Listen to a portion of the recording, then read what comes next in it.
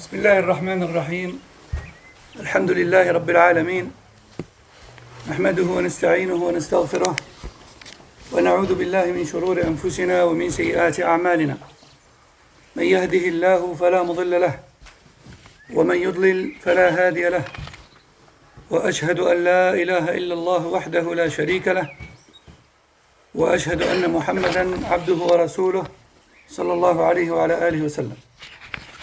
أما بعد فنواصل قراءتنا في مختصر صفة صلاة النبي صلى الله عليه وسلم من التكبير إلى التسليم كأنك تراها عملا بقوله صلى الله عليه وسلم صلوا كما رأيتموني أصلي.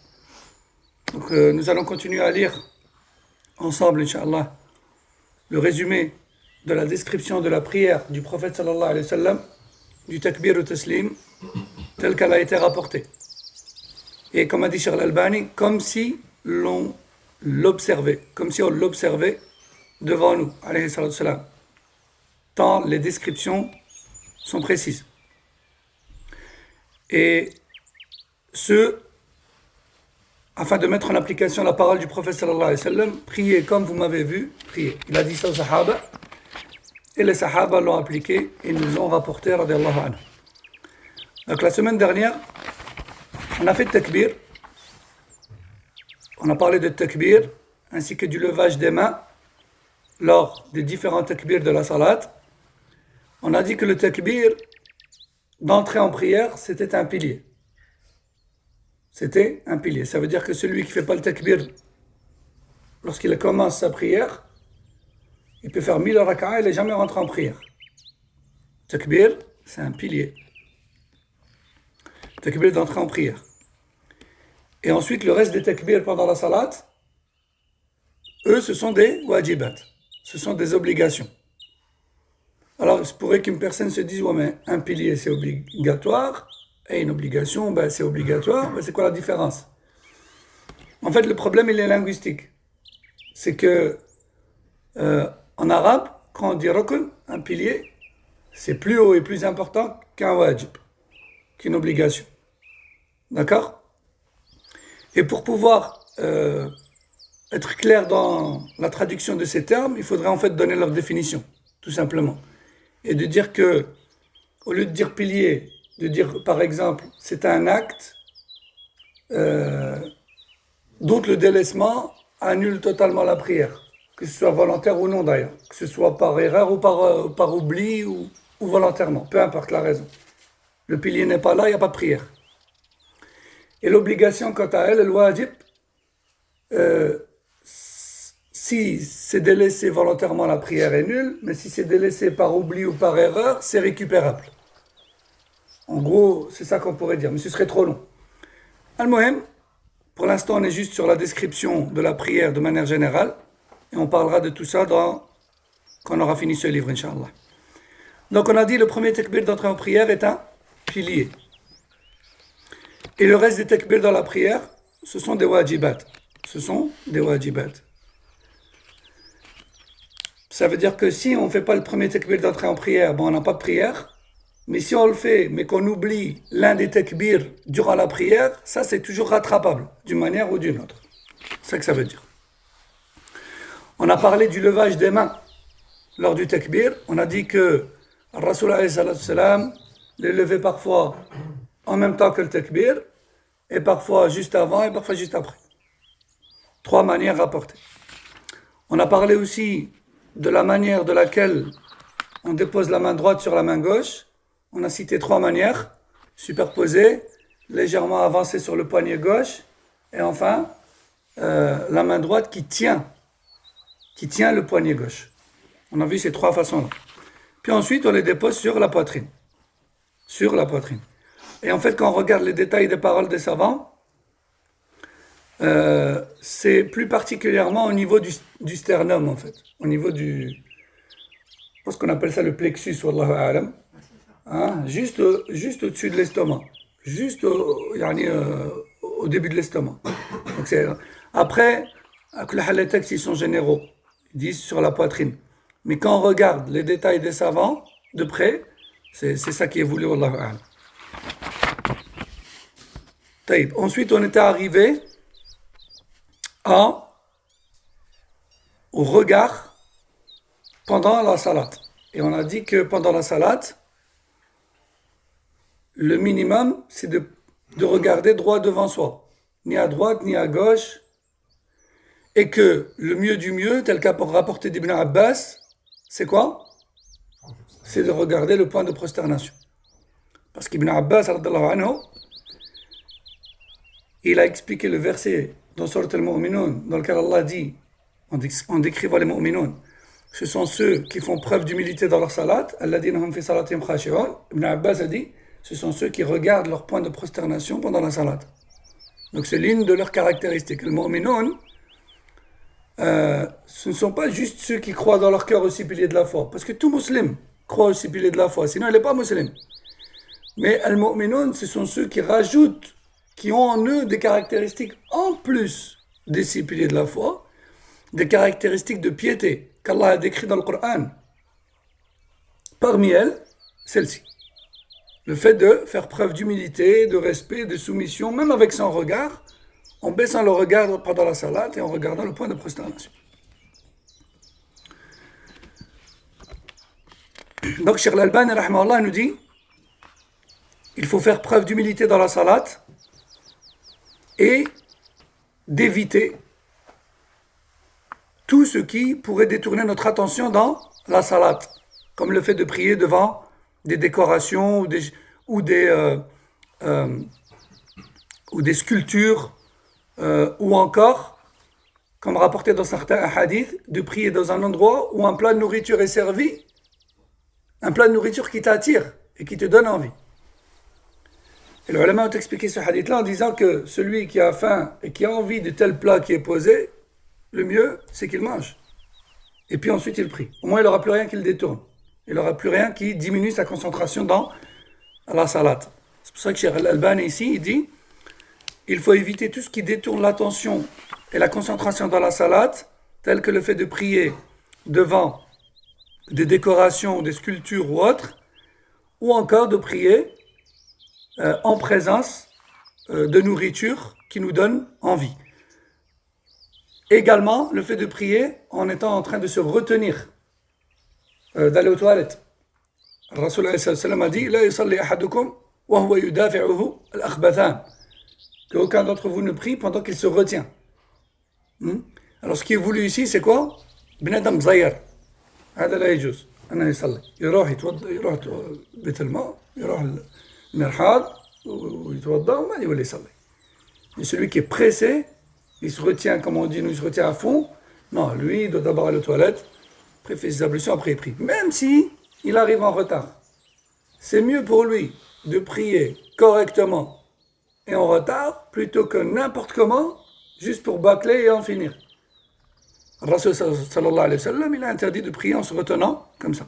Après, ce qui est voulu ici, c'est pas celui qui, parce qu'il a beaucoup bu ou par un temps froid ou autre, c'est vrai que des fois on a tendance à avoir envie d'aller aux toilettes par le simple fait d'y penser.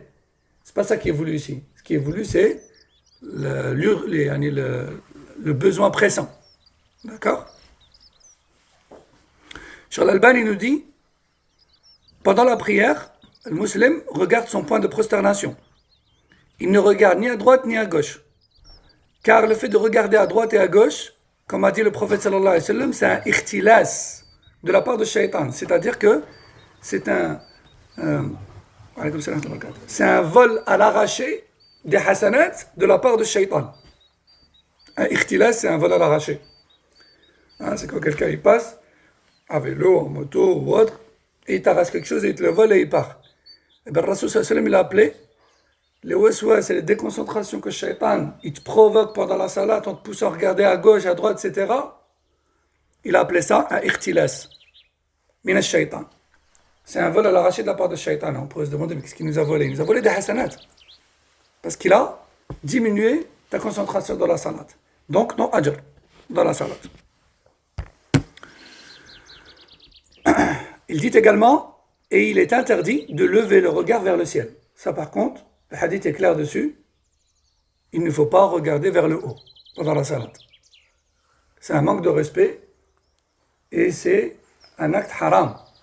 Le Rasul sallam a dit, ceux qui lèvent leur regard vers le ciel pendant la salat devraient faire attention, car il se pourrait que leur regard ne leur revienne pas. Et il se pourrait qu'Allah Azza wa Jal leur ôte la vue, à cause de ce manque de respect et ce péché pendant la salat. Taïb. Donc ça, c'est par rapport au regard pendant la salat et tout ce qui pourrait le perturber, etc. Ensuite, Cheikh Al-Albani rahmallah, nous parle de dua al-istiftah. Est-ce que quelqu'un a une question sur le regard dans la salat? Le fait de fermer les yeux? Non, il ne faut pas fermer les yeux. Parce que fermer les yeux dans la salat, les ulama ont dit c'est une ressemblance au yahoud. Sauf par nécessité extrême. Des fois, on en a besoin. Des fois, la personne a mal aux yeux, elle a une migraine. Des fois, la personne elle a devant elle des choses qui la perturbent. Elle referme les yeux pour se reconcentrer. Mais elle ne peut pas rester les yeux fermés tout au long de la salat. D'accord? Les ulama l'ont autorisé pour qu'elle se remette dans la concentration, puis elle les rouvre. Donc, pour une nécessité, pour un besoin. Mais de là à rester les yeux fermés tout le long, sans besoin, ça, c'est pas permis. Un roux. Pas de mal à roter par besoin. Mais si la laine, c'est mieux de faire comme ça, non? Quand on a pris Mais sa main. Mais sa main comme ça, et puis voilà. Simplement. Non, il était interdit de regarder vers le ciel pendant la salade. Et puis qui te dit que l'odeur, elle va pas se propager quand même si tu montes ta tête vers le haut? Même comme ça. Eh bien, dans ce cas-là, autant regarder en bas. Pas de nécessité. Donc ensuite, Cheikh Al-Albani rahmallah, nous parle de l'invocation d'introduction de la prière. Qui est cette invocation que l'on prononce, ou que le Rasul sallallahu alayhi wa sallam prononçait, après le premier takbir d'entrée en prière. Allahu Akbar, on rentre en prière, on ne récite pas tout de suite. La sunna et la recommandation, c'est une recommandation, c'est de prononcer dua al-istiftah, l'invocation d'entrer en prière. Et la formule la plus connue et la plus simple à retenir, c'est Subhanakallahumma wa bihamdik, wa tabarak asmuk, wa ta'ala jadduk, wa la ilaha ghayrak. Vous la trouverez dans la citadelle du musulman. Et il est rapporté que le Rasul ne délaissait pas cette invocation d'introduction. Bien qu'il ne l'ait pas imposé ni déclaré la nullité de la prière de celui qui ne le dit pas, non, ça non, mais par contre, il se tenait à cette sunna. Il ne la délaissait pas. Alayhi salam. Taïb. Donc maintenant, on s'est mis en direction de la Qibla, on a fait le takbir, on a levé les mains comme il se doit, on les a placées sur la poitrine comme il se doit, on a prononcé l'invocation de l'introduction comme il se doit, et puis maintenant, eh bien, on est arrivé à la récitation. La récitation dans Salat. Sur l'Albani, rahimahullah, nous dit, avant de réciter, on fait l'isti'ada, c'est-à-dire on dit A'udhu billahi minash shaitanir rajim, avant de réciter. Et Cheikh Al-Albani rahimahullah fait partie des savants qui sont d'avis qu'il est obligatoire de prononcer l'isti'ada avant toute récitation, peu importe la circonstance, que ce soit dans la salat ou en dehors. Tu veux réciter du Coran, tu dis A'udhu billahi minash shaitanir rajim avant. Dès là où tu t'en rappelles, c'est une obligation. Pourquoi? Car Allah dit dans le Coran Wa idha qara'ta al-Qur'an fasta'id billahi minash shaitanir rajim. Si tu récites le Coran, alors demande protection à Allah contre le shaitan. Et de ce fait, beaucoup de ulama, parmi les Cheikh Al-Albani rahimahullah, sont d'avis que c'est obligatoire de dire l'isti'ada, de prononcer l'isti'ada avant de réciter le Fatiha. Non. Et il dit même que celui qui la délaisse volontairement, avec pleine conscience, a commis un péché. Forcément, ce qui est obligatoire génère un péché lorsqu'il est délaissé. Et ce qui est recommandé ne génère rien s'il est délaissé. Mais il génère des hasanats s'il est accompli. C'est la différence entre l'obligatoire et le recommandé. Donc ici, Cheikh Al-Albani, vu qu'il est d'avis que c'est obligatoire de dire il est également d'avis qu'on a un péché si on le délaisse volontairement et en pleine connaissance de cause. Cheikh Al-Albani rahimahullah, nous dit, et la sunna, c'est de varier les formules d'isti'ada. Il est rapporté de Rasul qu'il disait parfois A'udhu billahi minash shaitanir rajim. Celle-là, tout le monde la connaît en général. Mais il y a d'autres formules connues, comme par exemple A'udhu billahi minash shaitanir rajim min hamzihi wa nafthihi wa nafthihi. Et al-hamz, c'est les ruses et les moqueries de sa part, tandis que nafkh, c'est les souffles qu'il a tendance à faire sur le mu'min. Et nafth, ce sont des vers poétiques moqueurs que les shayatins ont tendance à prononcer sur le mu'minin également. Il y a d'autres formules encore, comme par exemple A'udhu billahi as-sami'il alim min ash-shaytan ar-rajim. Je cherche protection auprès d'Allah, l'audient, l'omniscient, contre le shaytan ar-rajim. Donc il y a plusieurs formules d'isti'ada, et le mieux c'est toujours de varier dans les sunan rapportés. Et ça c'est dans tous les sujets. Partout où le Rasul sallallahu alayhi wa sallam variait, on varie. Et ce qu'il faisait le plus souvent, on le fait plus souvent. Ce qu'il faisait le moins souvent, on le fait moins souvent. Par exemple, les invocations pré-salat. Le tasbih, le tahmid, le takbir. Bon, le plus connu, c'est 33, 33, 33. Puis on clôture par la ilaha illallah, wahdahu la sharika lah, etc. Mais d'autres formules sont rapportées. Par exemple, subhanallah, alhamdulillah, Allahu akbar, 10 fois, 10 fois, 10 fois. Et aussi, subhanallah, alhamdulillah, Allahu akbar, wa la ilaha illallah, 25 fois. Chacun. Il y a aussi subhanallah, alhamdulillah, 33, 33, et puis Allahu akbar, 34. Donc il y a plusieurs formules rapportées, et c'est bien de varier, comme le Rasul alayhi salam varie.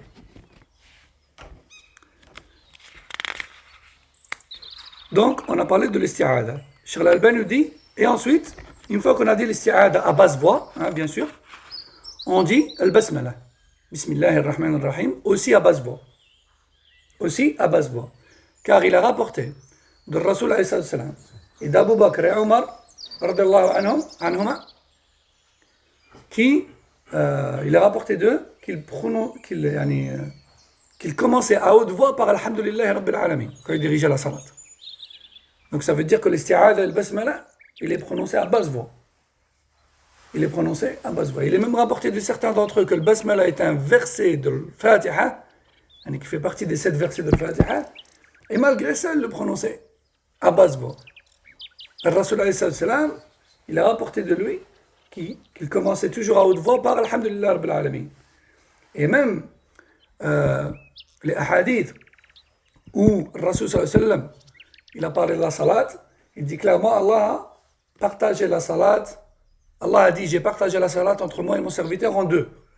Lorsqu'il dit Alhamdulillah Rabbil Alamin, moi je dis, mon serviteur m'a loué et vanté. Donc il commence par quoi? Alhamdulillah Rabbil Alamin. Ça veut dire que dans la salat, on commence à haute voix par Alhamdulillah Rabbil Alamin.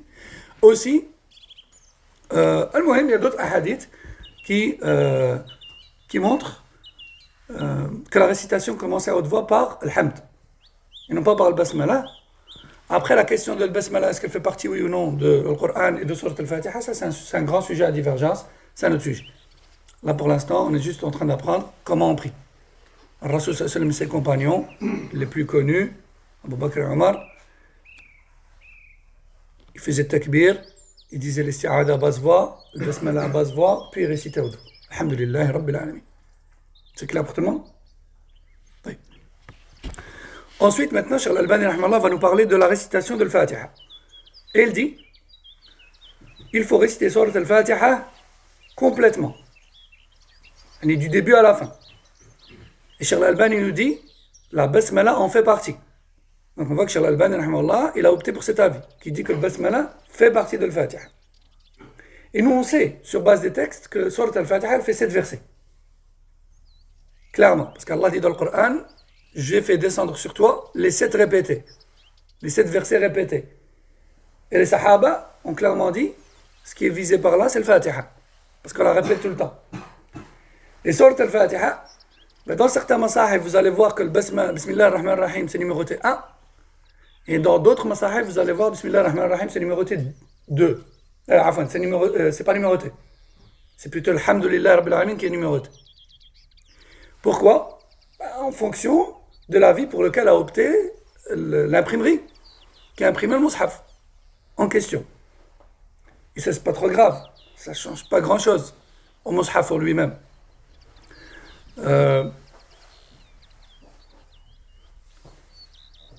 Donc, et donc, on pourrait se demander où est le 7e verset alors si le Bismillah ar-Rahman ar-Rahim n'est pas un verset de l'Fatiha.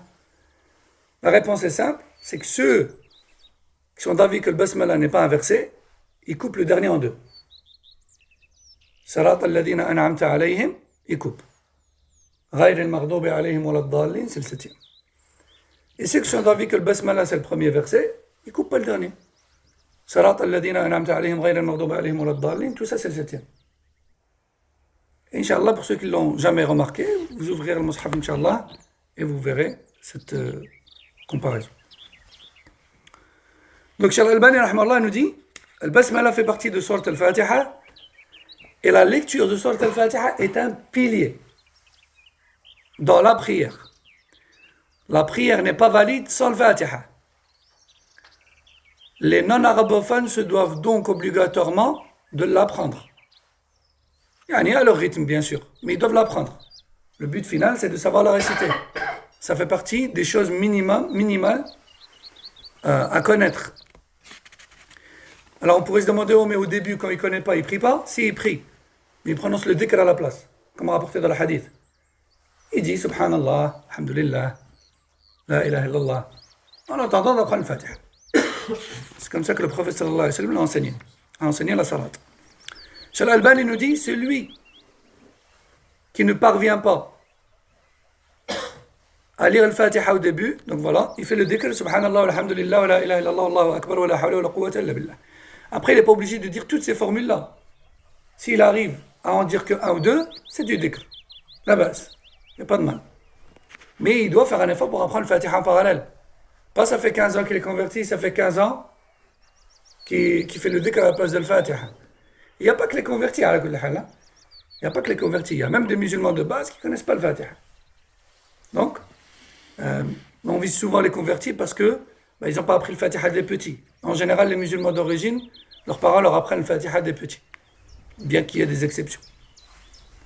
Cheikh Al-Albani nous dit, la sunnah, c'est de réciter verset par verset et de ne pas les enchaîner.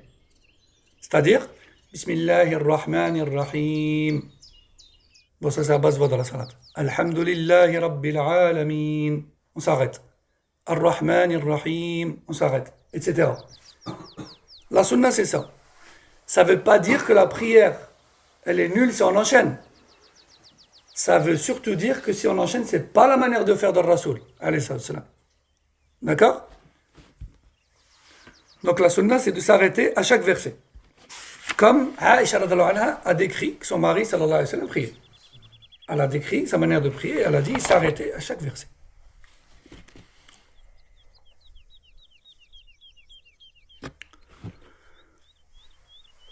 Cheikh Al-Albani rahimahullah dit, le prophète sallallahu alayhi wa sallam s'arrêtait à chaque verset, même si le verset suivant parle du même sens, ou parle du même sujet. Parce que dans le Coran, parfois il peut y avoir 2, 3, 4 versets ou plus d'affilée qui parlent du même sujet. C'est pas parce qu'ils parlent du même sujet qu'on est dans l'obligation de les enchaîner. Le prophète sallallahu alayhi wa sallam, il s'arrêtait à chaque verset. À chaque verset, il s'arrêtait. Alors attention, on parle des versets et non pas des points d'arrêt dans la lecture. C'est pas pareil. Le verset, c'est tout ce qui se trouve entre les deux numéros. Les points d'arrêt, ça c'est autre chose. Et ça fait partie du domaine de l'apprentissage de la lecture du Coran. Parce qu'il y a des points où on ne peut pas s'arrêter. Il y a des mots où on ne peut pas s'arrêter à l'intérieur des versets. Et il y a des mots où on doit s'arrêter. Pourquoi des fois on doit, des fois on ne doit pas? Parce que si on fait le contraire de cela, eh bien on va donner au verset un sens contraire à ce qui est voulu. Parfois un sens interdit. Hein? C'est pour ça qu'il faut respecter les points d'arrêt ou d'interdiction d'arrêt. Mais ça c'est un autre domaine, qui est celui de la lecture du Coran et de la récitation. Mais nous ici on parle du verset dans son entièreté. À la fin du verset, le Rasul sallallahu alayhi wa sallam, il marquait un petit temps d'arrêt. D'accord? Ar-Rahmanir-Rahim, Maliki Yawmiddin, Iyyaka na'budu, etc. D'accord? Cheikh Al-Albani rahimahullah nous dit, et dans Surat Al-Fatiha, comme vous savez, on peut prononcer Maliki Yawmiddin, tout comme on peut prononcer Maliki Yawmiddin. Malik, c'est le détenteur, celui qui possède. Yawmiddin. Et Maliki Yawmiddin, c'est le roi. Le roi de Yawmiddin. Pourquoi on peut prononcer les deux? Parce que les deux sont rapportés de Rasul alayhi salam. Et ce sont deux lectures et deux récitations différentes. Toutes deux rapportées, authentiquement. Ça ne veut pas dire que quand il y a deux mots qui se ressemblent, on peut dire comme on veut. Non, on ne dit pas comme on veut. On dit comme c'est rapporté. Et là, en l'occurrence, dans le Fatiha, les deux sont rapportés. Malik et Malik. Il y a des gens, des fois, personnellement, j'ai déjà entendu dans certaines mosquées, par erreur, hein, c'est pas volontaire, Inch'Allah. Parce que déformer le Coran volontairement, c'est du kufr. J'ai déjà entendu personnellement des personnes dire Qul a'udhu bi rabbin nas, malikin nas. Et ça, c'est une erreur. Dans Sourate An-Nas, il n'y a pas ça. Dans Sourate An-Nas, c'est malikin nas. Pas malikin nas. Qul a'udhu bi rabbin nas, malikin nas. D'accord? Ça ressemble, mais là, c'est pas rapporté. Donc là, on ne varie pas. C'est clair pour tout le monde? En islam, on n'adore pas Allah comme on veut. On adore Allah comme il nous a demandé. Comme son messager nous a transmis de sa part. Et donc, juste l'ilfa'ida, entre parenthèses, Maliki, on trouve ça par exemple dans la lecture de Hafs, an Asim, et Maliki, on trouve ça dans la lecture par exemple de Warsh an Nafi'. Qaloun aussi, je pense. Donc, si vous entendez une personne prononcer l'un ou l'autre, il ne faut pas l'accuser d'avoir commis une erreur. Il a récité d'une manière rapportée. D'accord? Ensuite, Cheikh Al-Albani rahimahullah nous dit, maintenant il va nous parler des fidèles qui sont derrière l'imam. Toi, tu es derrière un imam qui récite. C'est dans une prière en groupe. Et l'imam récite le Fatiha. Alors là aussi, c'est un sujet de grande divergence, connu depuis toujours. Est-ce que les fidèles derrière l'imam récitent eux aussi le Fatiha ou pas? Parce que le Rasul sallallahu alayhi wa sallam a dit La salata liman lam yaqra bi Fatihatil kitab. Pas de prière pour celui qui ne récite pas le Fatiha. Donc on pourrait se demander, est-ce que celui qui est derrière l'imam, il doit écouter l'imam ou lui aussi il doit prononcer le Fatiha? Deux avis existent. Deux avis existent en raison d'une apparence, je dis bien une apparence contradictoire entre certains hadiths, et on sait que le Coran ainsi que les hadiths authentiques ne se contredisent pas. Donc forcément, il y a un seul avis. Forcément, ça veut dire que les différents hadiths s'emboîtent, mais il faut juste trouver de quelle manière ils s'emboîtent. Ok? Parce que comme a dit Cheikh l'Islam Ibn Taymiyyah rahimahullah, seule une raison défaillante rejette un texte authentique ou ne conçoit pas un texte authentique. Ok? C'est-à-dire que si les textes ils sont tous authentiques, c'est que forcément il y a une solution. Et là par exemple, eh bien, certains ulama ont dit il faut réciter le Fatiha derrière l'imam aussi. Parce qu'eux, ils se sont plus penchés sur le hadith qui dit qu'il faut absolument réciter le Fatiha. Sinon, il n'y a pas de salat. D'accord? Et d'autres savants, eux, ont dit non, il ne faut pas réciter le Fatiha. Quand c'est une prière à haute voix, tu es obligé d'écouter. Tu ne récites pas. Parce que dans un autre hadith, le prophète sallam a dit Qira'atul imami qira'atukum. La lecture de l'imam, c'est également votre lecture à vous. Et dans un hadith, il y a un compagnon qui a récité derrière lui en même temps, et après la salat, il a dit c'est qui m'a perturbé pendant la salat? Pourquoi vous récitez en même temps comme moi? Hein? Et du coup, et d'autres savants encore ont dit si, il faut la réciter, les deux hadiths sont authentiques, mais ça veut juste dire qu'il faut réciter, mais à basse voix pour ne pas perturber l'imam, et que oui, c'est vrai qu'il faut écouter l'imam, mais la récitation du fidèle, elle ne se fait pas en même temps que sa récitation à lui, mais plutôt pendant les moments de silence, pendant les blancs entre les versets, justement. Donc quand l'imam dit « Alhamdulillahi Rabbil Alamin », selon cet avis-là, toi tu dis « Ar-Rahman Ar-Rahim », toi aussi tu dis « etc.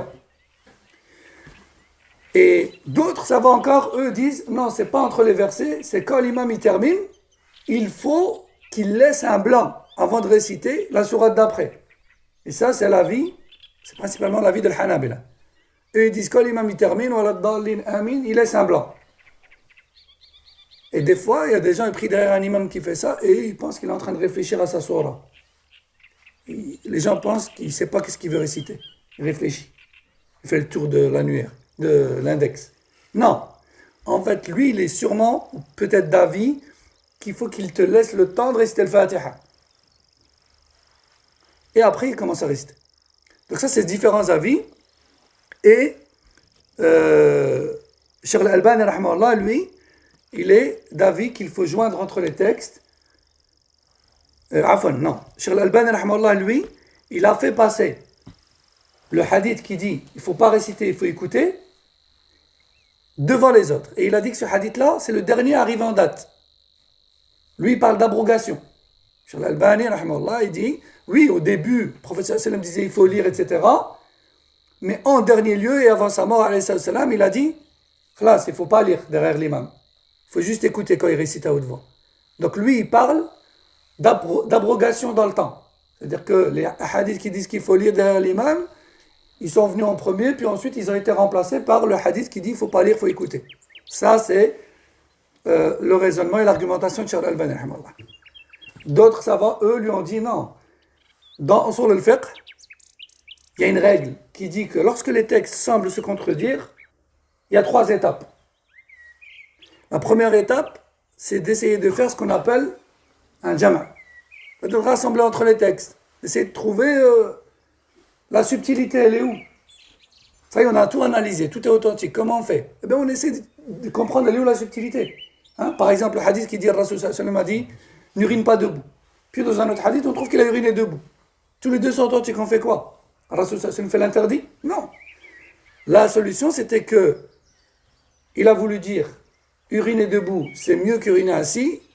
Uriner assis, c'est mieux qu'uriner debout. Mais par contre, dans une situation de besoin, où tu n'as pas le choix, tu peux uriner debout.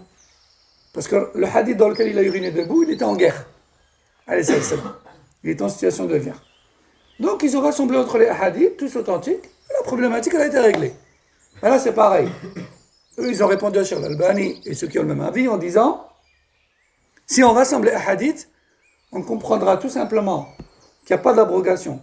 Il faut d'abord rassembler les hadiths, et les hadiths sont rassemblables en disant qu'il faut toujours réciter, y compris derrière l'imam quand il récite à haute voix.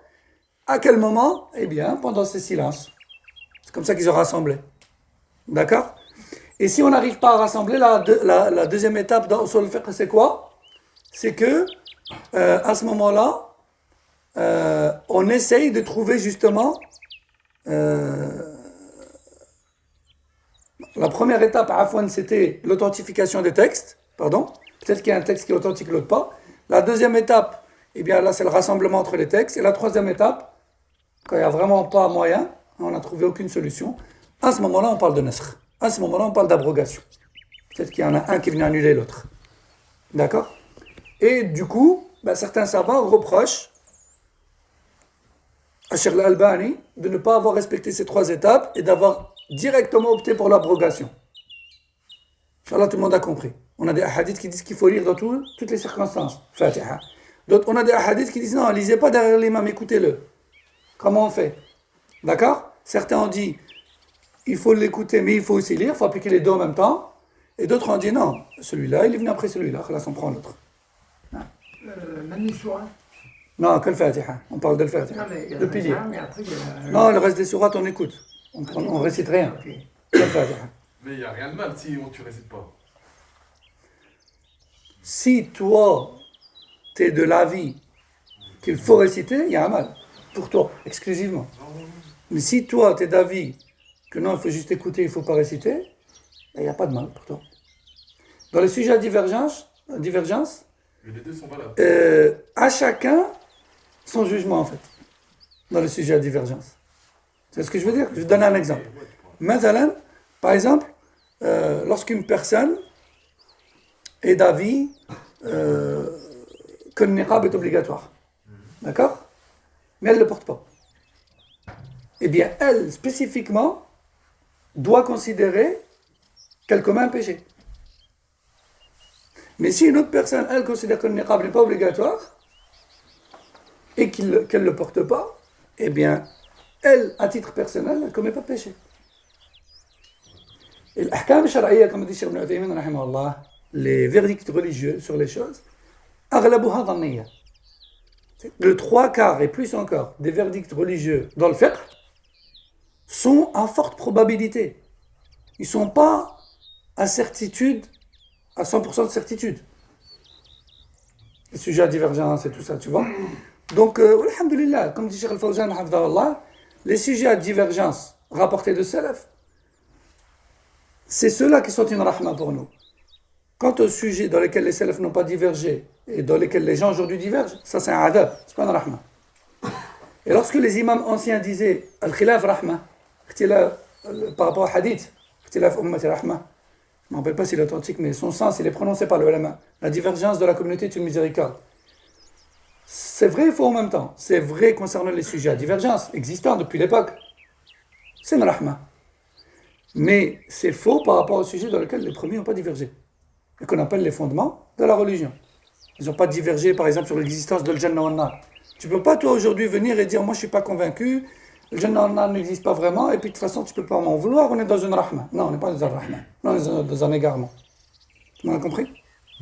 Celui qui n'arrive pas à distinguer un dalil d'un autre, comment il fait dans ce... Donc, quand les savants divergent, Cheikh Ibn Uthaymin explique que les savants divergent, il n'y a que deux cas possibles. Soit tu fais partie de Tullab al-Ilm, qui ont les outils et qui sont capables d'analyser et de distinguer, toujours approximativement, comme Cheikh Ibn a dit, le bon du moins bon. Tu es dans l'obligation d'analyser et de choisir ce qui pour toi est le bon, à tes yeux. Si maintenant tu es une personne de la masse qui ne maîtrise pas l'ilm, qui ne maîtrise pas les outils de usul al-fiqh, etc., ben toi, tout ce qu'Allah t'a demandé, c'est de suivre un avis existant prononcé par un savant de confiance, sans suivre ton envie et ta passion. Toi, tu ne connais pas l'ilm. Toi, tu as entendu que tel grand savant que tu considères, il a dit kada, parce que tel hadith. Khalas, moi je fais ça. Allah, il a dit, fas'alu ahla dhikri, kuntum la ta'lamun. Demandez aux gens de science si vous ne savez pas.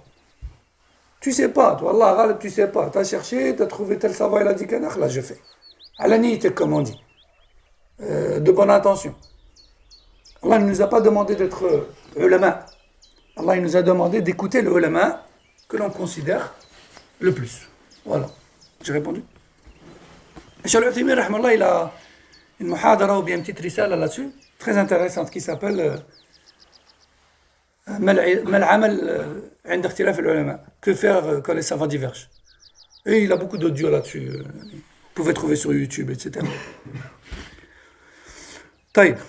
Donc Cheikh Al-Albani rahmallah nous dit, maintenant qu'on a expliqué la divergence, Cheikh Al-Albani dit, il est obligatoire pour celui qui prie derrière un imam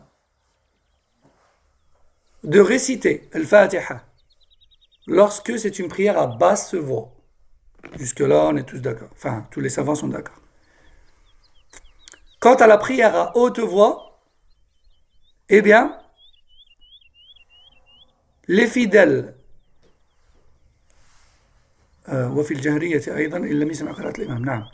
et quant à la prière à haute voix, si tu es loin de l'imam et que tu n'entends pas sa récitation, si tu es loin de l'imam et que tu n'entends pas sa récitation, tu récites le Fatiha. D'accord? Ça peut arriver. Par exemple, tu es en extérieur. Tu pries en extérieur, l'imam il est loin devant, tu n'entends rien, tu n'entends pas ce qu'il lit. Tu restes pas là silencieux. Tu lis le Fatiha à basse voix. Par contre,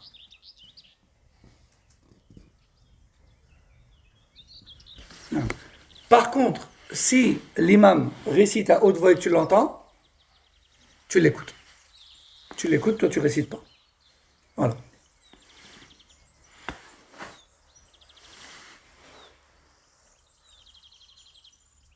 Cheikh Al-Albani dit, quant au fait que l'imam reste silencieux après avoir terminé le Fatiha, pour permettre aux gens de la réciter, cela n'est rapporté nulle part dans la Sunna. Cela n'est rapporté nulle part dans la Sunna. Et comme on a dit tout à l'heure, ça c'est un ijtihad, certains ulama qui ont voulu régler justement la problématique qui se posait lorsqu'on veut appliquer tous les hadiths en même temps. À savoir réciter et en même temps écouter l'imam. On ne peut pas réciter en même temps écouter l'imam. D'accord? C'est difficile d'écouter quelqu'un et en même temps tu lui parles. En même temps tu parles. Comment t'écoutes en même temps que tu parles? C'est compliqué de faire preuve de khushu' et de concentration en priant de cette manière-là. Donc, c'est comme ça qu'ils en sont arrivés à dire, si l'imam s'arrête à chaque verset, récite pendant ce blanc-là. Et si l'imam, il va vite, alors l'imam doit laisser un blanc à la fin. Ça, c'est de cette manière-là, c'est à cause de ça qu'ils sont arrivés à dire, il faut qu'il laisse un blanc. Et Cheikh Al-Albani ici leur répond en disant, il n'y a pas de trace de ça dans la sunna. Ensuite, Cheikh Al-Albani rahimahullah nous dit, après Surat Al-Fatiha, il est recommandé de réciter autre chose parmi Al-Qur'an. Et ce, même dans Salat al-Janaza. Alors, de manière générale, ce qui est le plus connu, c'est que dans Salat al-Janaza, on récite Al-Fatiha, c'est tout. Mais il est rapporté dans certains textes que certains salafs récitaient après le Fatiha, même dans le Janaza. Même dans le Janaza. Après le premier takbir, le Fatiha, et si l'imam il n'a pas fait le deuxième takbir, il récitait encore d'autres passages du Coran. Non. Ceux qui font le basmala après le Fatiha, à voix haute. Après le Fatiha? Et après Oui. le basmala à voix haute avant la deuxième sourate. C'est quoi la vie de ça? Alors ça va dépendre de leur avis concernant cette basmala-là dans cette sourate-là. Est-ce qu'elle en fait partie ou pas? Il y en a qui la récitent à haute voix, il y en a qui la récitent à basse voix. La basmala à basse voix, malgré qu'elle fait partie de la sourate, ça c'est propre à Surat al-Fatiha. Mais dans le reste du Coran, ça se peut. Ça se peut que tu entendes la basmala d'une autre sourate à haute voix, tout comme il se peut que parfois tu ne l'entends pas. Les deux sont possibles. Donc ils font par rapport à si elle appartient à la sourate ou pas. Exactement. Non. طيب. Donc Cheikh Al-Albani rahimahullah nous dit, après le Fatiha, il est recommandé. Donc est-ce que c'est un pilier? Est-ce que c'est une obligation? Non. C'est une recommandation. Il est recommandé de réciter quelque chose après le Fatiha dans toutes les salats, y compris Al-Janaza. Y compris Al-Janaza. Il est une sunna également de lire longuement après le Fatiha parfois et de lire quelque chose de court à d'autres moments. Et la sunna, c'est pas de réciter toujours du long après le Fatiha, ni de réciter toujours du court. Parfois il récitait du long, alayhi salatu wassalam, et parfois il récitait du court. Et même Sahaba radhiyallahu anhum aussi. Et par exemple, Omar ibn al-Khattab radhiyallahu anhu, une fois, dans Salat al-Fajr, il a récité إذا جاء نصر الله الفتح, qui est une petite sourate. Et Omar ibn al-Khattab radhiyallahu anhu, calife de l'islam, premier au paradis, connaît le Coran par cœur, il a récité le Nasr dans le Fajr. Et il faisait partie des meilleurs suiveurs de Rasoul. Donc, la sunna, parfois c'est d'allonger, parfois de raccourcir. Ensuite, Cheikh Al-Albani rahimahullah nous dit, dans certains cas, en particulier, comme lors du voyage, ou lorsque tu as mal à la gorge ou tu tousses, ou lorsque tu es malade, ou lorsque il y a une nécessité de raccourcir la prière, comme lorsque ton enfant pleure, ou des choses comme ça, eh bien, il est permis d'écourter la récitation et de s'incliner, même si tu es dans une longue sourate. Ensuite, Cheikh Al-Albani rahimahullah nous dit, la longueur de la récitation,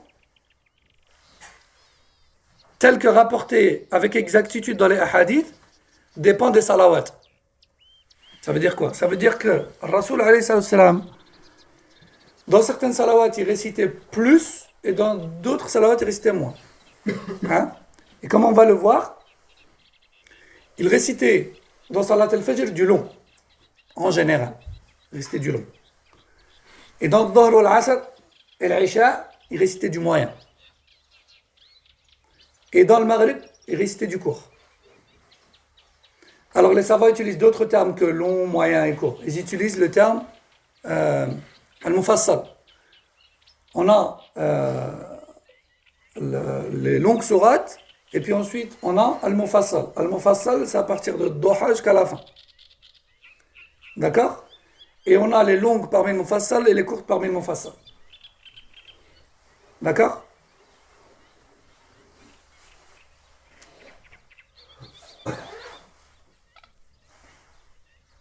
Non. Donc, là ou bien Duha. J'ai un truc maintenant.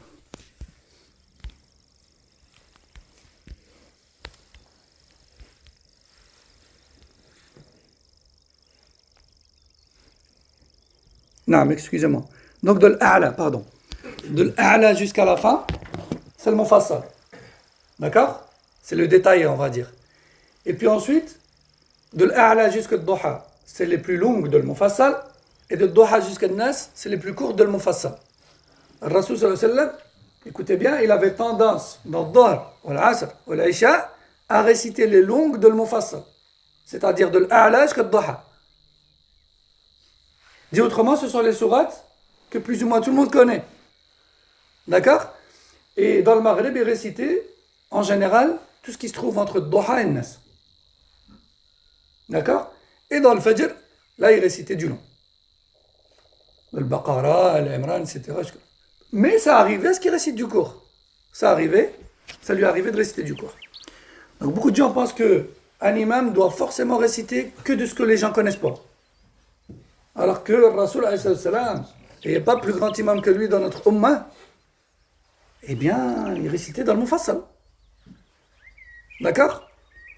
Il n'y a pas de honte en cela. Il y en a même, ils ont honte de réciter une petite sourate, parce qu'ils disent, c'est une petite sourate, mais là, elle est où ton intention?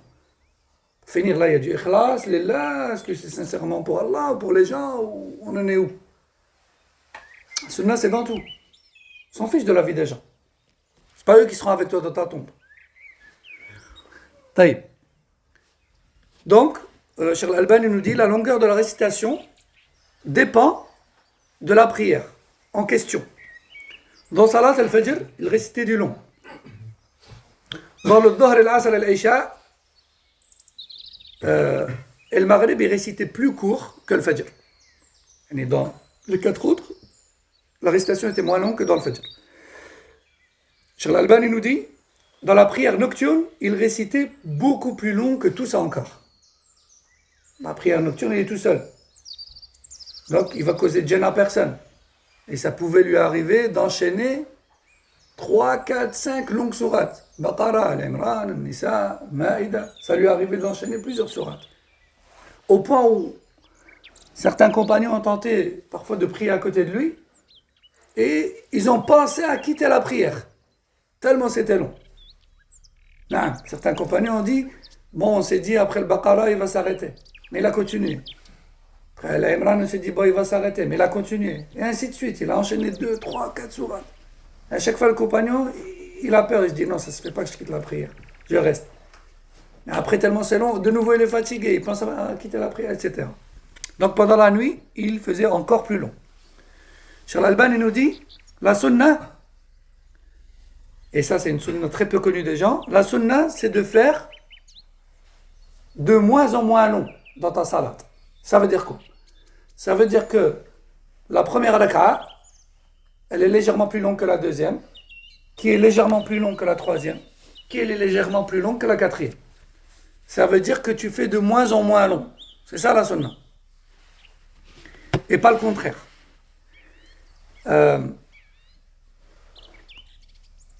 Ensuite,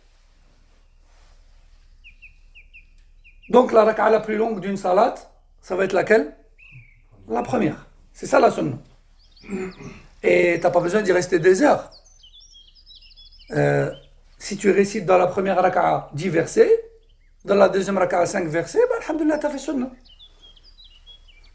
Tu as fait sunna.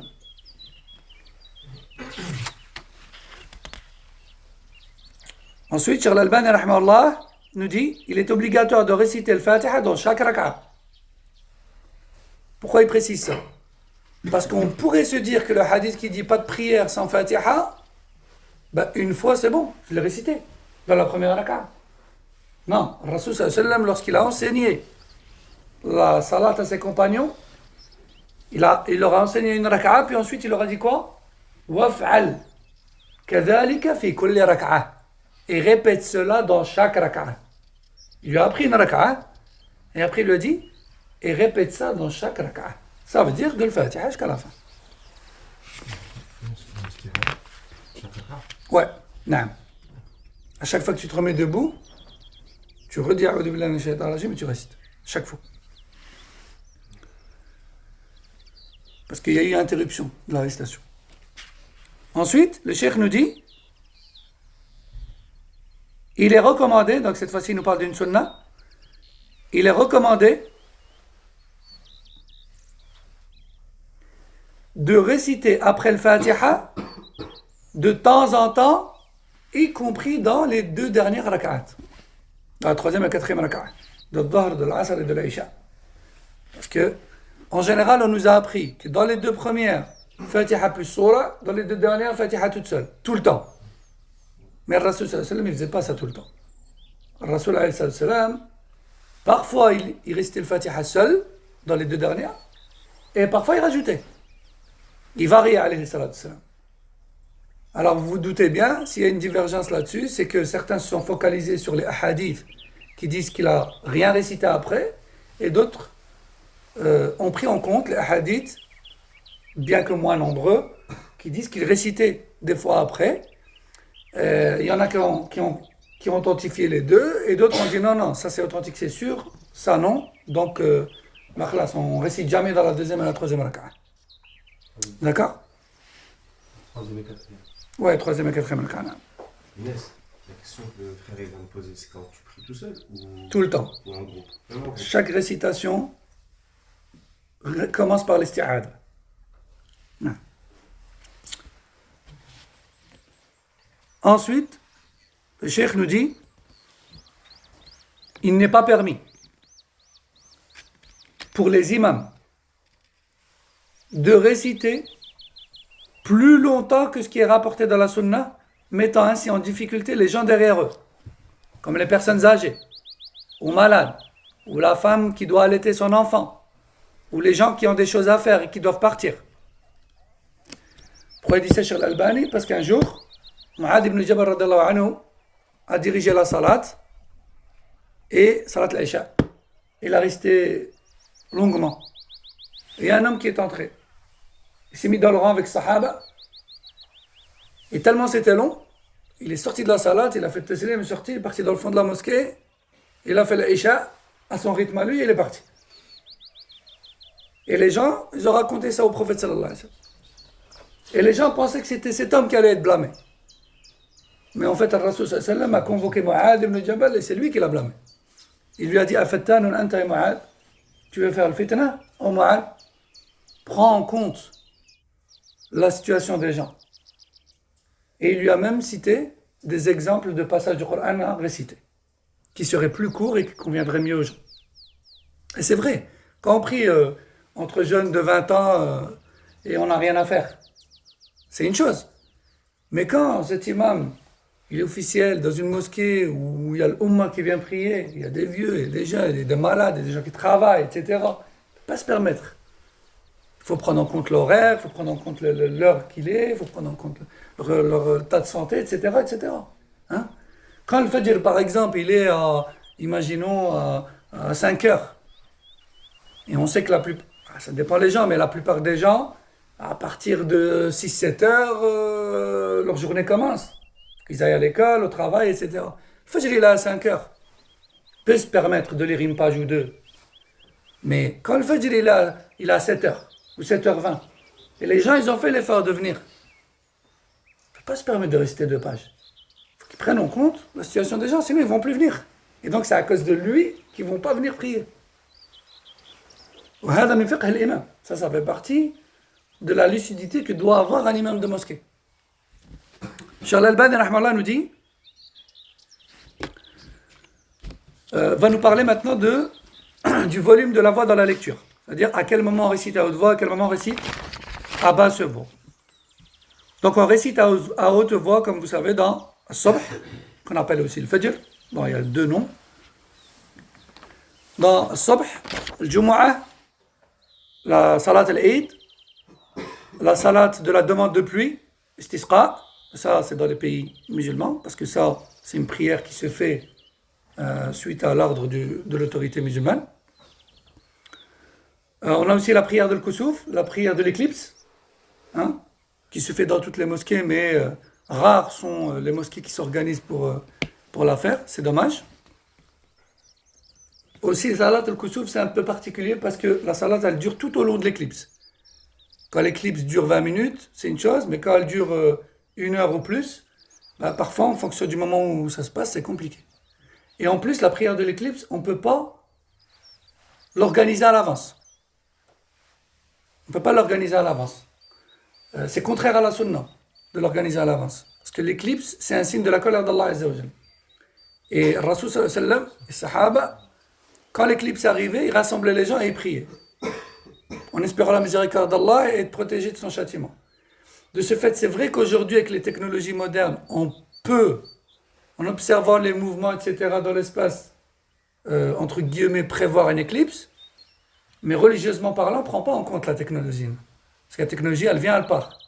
Aujourd'hui, Allah ne demande plus la religion musulmane. La religion islamique, elle est faite pour toute époque et tout lieu, et toutes circonstances. Donc si on commence à se baser sur des calculs, sur des machines ou sur des télescopes, sur des choses comme ça, ben ça veut dire que le jour où on les perd, ben khalas, on n'arrive plus à pratiquer notre religion. C'est pour ça que l'islam ne s'appuie pas sur la technologie moderne. Elle peut aider, mais on ne laisse pas de côté les prescriptions religieuses pour la technologie. Donc, et les ulama disent, on ne prépare pas à l'avance une prière de détresse qui est celle de l'éclipse. Une prière de détresse et de peur du châtiment. Je pense que j'ai vu une main. Tu peux la faire à l'extérieur La prière de l'éclipse ? Ouais, elle peut se faire à l'extérieur, mais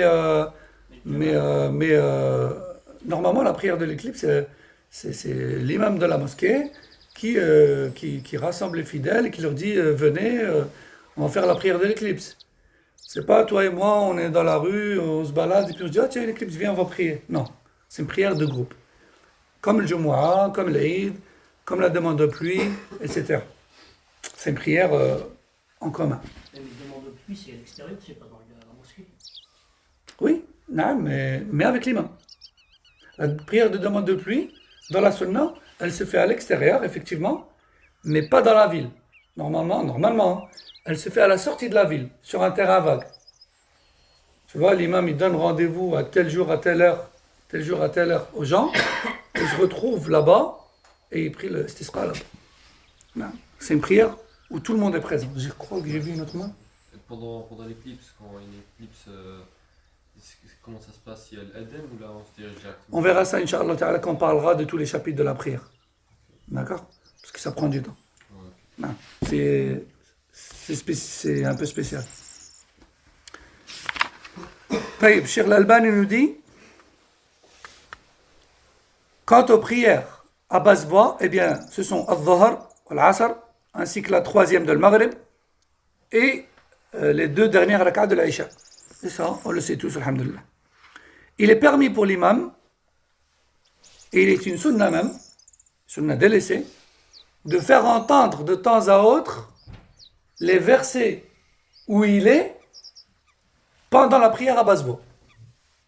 Rasul sallallahu alayhi wa sallam, parfois, en pleine salat à basse voix, il levait un peu sa voix pour faire savoir aux sahaba où est-ce qu'il est en train de réciter. Il est maintenant en pleine salat asr, il peut tout d'un coup, مثلا, dire إن الذين آمنوا وعملوا الصالحات لهم جنات تجري من تحتها الأنهار ذلك الفوز الكبير. Et puis il rebaisse la voix. C'est une sunna délaissée. En pleine prière à basse voix. Hein. C'est une sunna du prophète sallallahu alayhi wa sallam. Ensuite, Cheikh Al-Albani rahimahullah nous dit, quant à la prière de l'witr, ainsi que la prière nocturne, Eh bien, la sunna dedans, c'est de lever la voix parfois et de la baisser d'autres fois. On n'est pas toujours obligé de réciter à haute voix pendant la nuit. Le prophète sallallahu alayhi wa sallam, il faisait en fonction des personnes autour de lui. Parfois, il récitait à basse voix, car ses épouses ou d'autres membres de la famille dormaient. Parfois, il récitait à haute voix. Ça dépendait. Donc la sunna, c'est les deux. C'est pas parce que c'est une prière de nuit qu'il faut absolument prier à haute voix. Non, tu peux prier à basse voix. Les prières surérogatoires, de manière générale, tu peux choisir le volume. C'est juste que, quand on observe les textes de la sunna, on se rend compte que quand il priait de nuit, le plus souvent c'était à haute voix. Et quand la prière surérogatoire était de jour, le plus souvent c'était à basse voix. Ça, c'est de manière générale. Mais, il n'y a pas d'exigence. Tu peux choisir. Tu peux t'adapter. Donc ça, c'est par rapport à l'witr et la prière nocturne. Le chéri précise, puisque la plupart des gens pensent que la nuit, il faut prier à haute voix. Non, pas forcément. Ensuite, Cheikh Al-Albani va nous parler de Tartil. Et ça, je pense que ça va être... Non, on va terminer, parce qu'après, c'est le recours. Cheikh Al-Albani va nous parler maintenant du rythme de récitation de Coran. Et il dit, la sunna et le mieux, c'est de réciter lentement et agréablement le Coran, que l'on appelle le tartil. Et de ne pas réciter rapidement en ayant pour seul but de finir. Alors, il faut essayer de prendre le plaisir et le temps de réciter. Et tu n'es pas obligé d'avoir un grand niveau de qualité de récitation. À chacun ce qu'Allah lui a donné. Mais une chose est sûre, c'est qu'Allah aime de toi que tu fasses de ton mieux. Allah dit dans le Coran, وَرَتِّلِ الْقُرْآنَ تَرْتِيلًا. Récite le Coran de la meilleure manière que tu peux. Donc Cheikh Al-Albani dit la sunna, c'est d'essayer de réciter agréablement et de prendre le temps et de ne pas se précipiter. Et d'essayer de enjoliver la voix. Et il faut faire une différence entre enjoliver la voix et réciter avec des notes de chanson. Ça, c'est interdit. Il est interdit de chanter avec le Coran. Et subhanallah, certaines récitations sont connues et c'est simple, il suffit de voir la majorité des gens qui aiment ces récitations-là, ce sont des gens qui aiment les notes musicales, qui aiment les rythmes de chansons. Il y a une différence entre une belle récitation dans les règles, dans les limites des règles de récitation, et entre eux, une récitation chantonnante. On ne chante pas avec le Coran. Ensuite, le cheikh nous dit, et lorsque nous parlons d'enjoliver la voix, on vise par là l'application des règles de tajwid. Des règles de tajwid.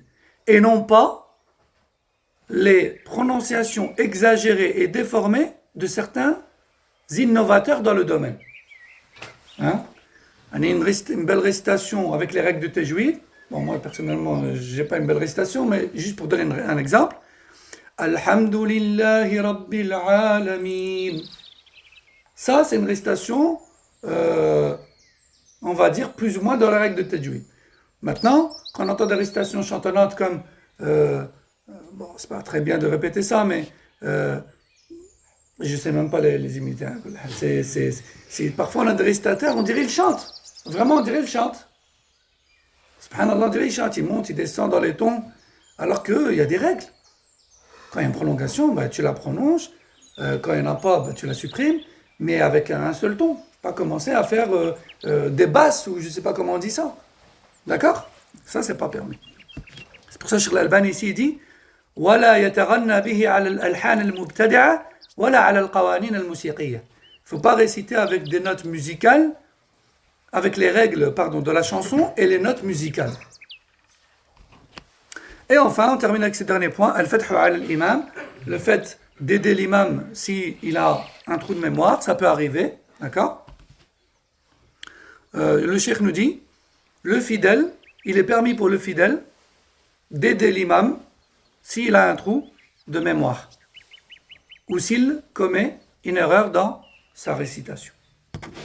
Alors, par rapport à ce point-là, parfois on entend des gens comme il connaît, le fidèle, comme il connaît la sourate que l'imam il est en train de réciter, eh bien, il y a quelque chose en lui, peut-être c'est involontaire, Allah alam, hein, on ne va pas accuser à tort les gens, mais parfois il y a des personnes, on dirait, elles veulent montrer à la jama'a présente qu'ils connaissent cette sourate. Donc l'imam, il a commis une erreur, certes, mais il n'a même pas le temps de reprendre son souffle pour corriger, que lui, il a déjà corrigé. Alors qu'il faut lui laisser le temps. Il connaît la sourate, l'imam. Donc forcément, il va s'en rendre compte, Inch'Allah. Si vraiment il est passé au verset suivant et l'erreur se confirme, ouais, t'attends qu'il s'arrête pour reprendre son souffle et tu lui souffles l'erreur.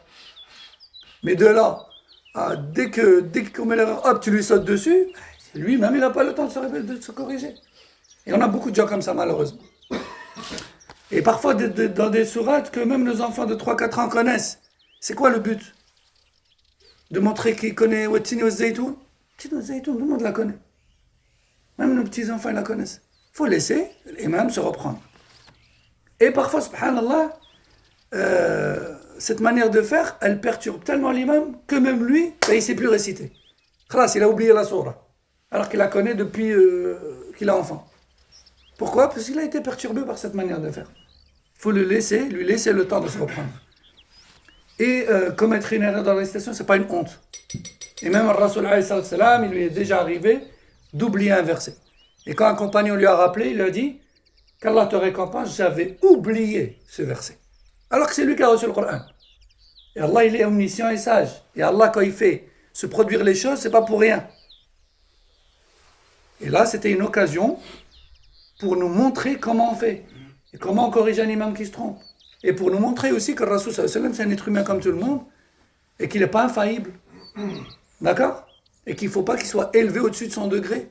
Certes, il est plus haut que nous, c'est un messager d'Allah, mais il n'est pas infaillible. C'est un être humain, c'est un serviteur et messager d'Allah. Sallallahu alayhi wa sallam. On s'arrête là, Inch'Allah, on reprendra la semaine prochaine avec Abakoua. Subhanakallah wa bihamdik. Ashhadu an la ilaha illa anta astaghfiruka wa atubu ilayk.